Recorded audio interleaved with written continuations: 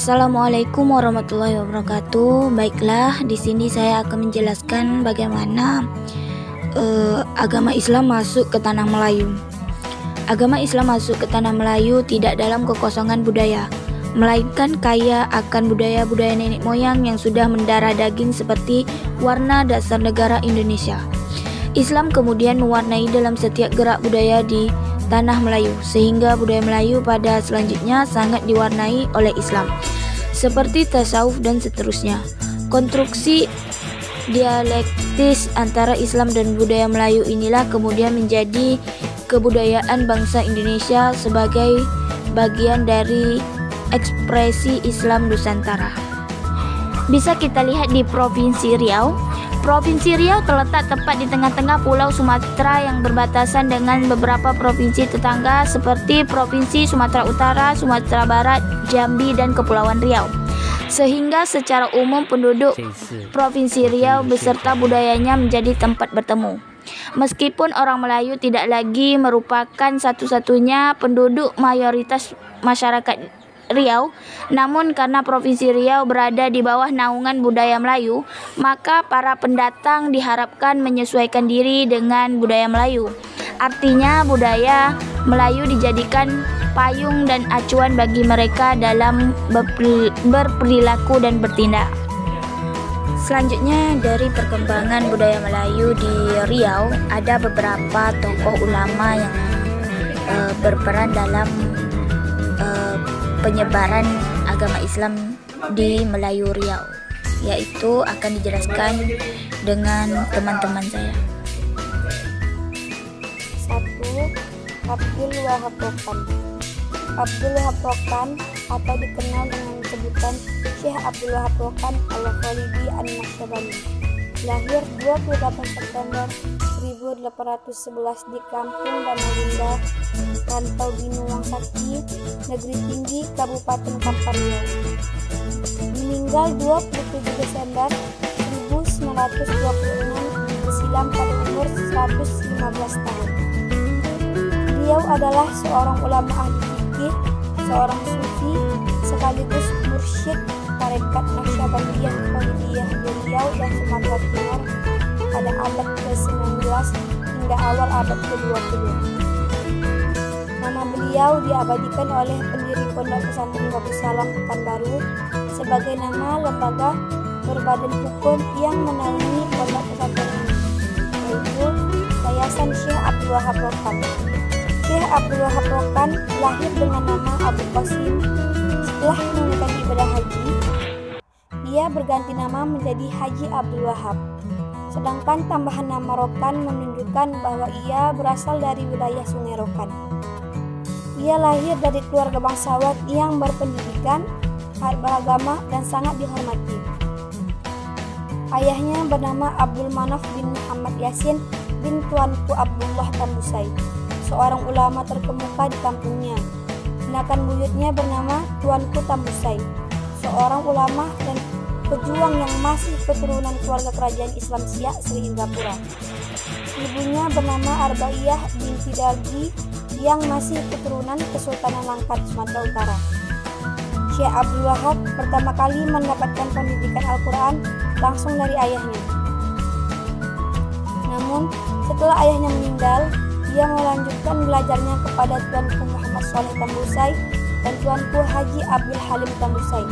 Setelah belajar kepada kedua gurunya tersebut, Syekh Abdul Wahab telah mampu berkembang pesat dalam menguasai ilmu bahasa Arab dan fikih, sehingga ia dijuluki faqih oleh gurunya.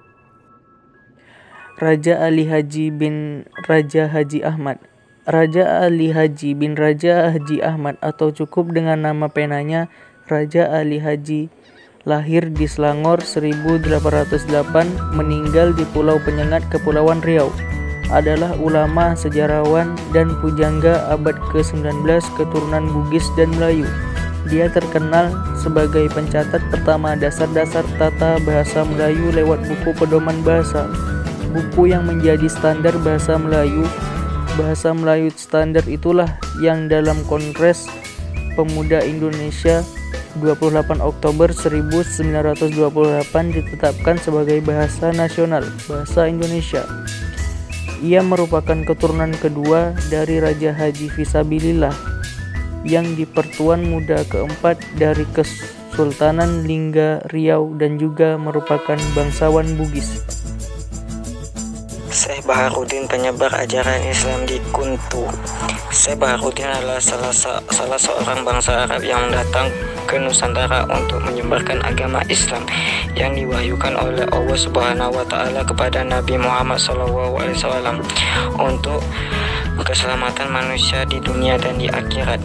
Beliau lahir di kota suci Mekah tahun 530 Hijriah atau 1111 Masehi. Mengenai sila-sila keturunan beliau nampaknya mengalami sedikit kesulitan untuk diungkapkan. Hal ini dikarenakan dari beberapa sumber dan informasi yang diperoleh tidak ada yang menjelaskan mengenai sila-sila beliau. Yang diketahui masyarakat bahwa Syekh Baharudin ini merupakan penyebar Islam pertama di daerah Kampar Kiri, khususnya di desa Kuntu. Hal ini dapat dibuktikan dalam berbagai buku sejarah Islam, misalnya dalam buku Laksikon Islam yang merupakan kumpulan sejarah ringkas contoh keenaman. Tidak ada dijumpai informasi mengenai sejarah keberadaan Syekh Baharudin yang dikenal penyebar Islam pertama di daerah Riau umumnya dan di daerah Kuntun khususnya. Sebagai seorang makhluk Allah yang tidak bisa dimungkiri kemanusiaannya, maka Syekh Baharudin juga melakukan pernikahan. Dalam memilih teman hidup, Syekh Baharudin memilih seorang putri desa Kuntu sebagai istrinya yang bernama Putri Sri Chandrawasih, anak Datuk Singkuang yang berasal dari suku Melayu Singkuang.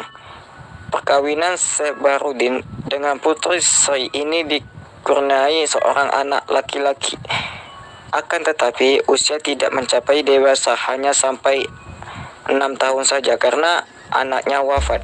Oleh karena itu, sampai saat ini keturunan beliau tidak ada di Kuntu, kecuali hanya keturunan dari pihak istrinya saja. Dalam usaha beliau mengembangkan ajaran agama Islam di kalangan masyarakat Kuntu, tepatnya beliau lebih banyak menggunakan metode ceramah, sebab sampai akhir hayatnya beliau tidak banyak meninggalkan tulisan yang dapat dijadikan sebagai dokumen atau sebagai warisan peninggalan bagi masyarakat Kuntu.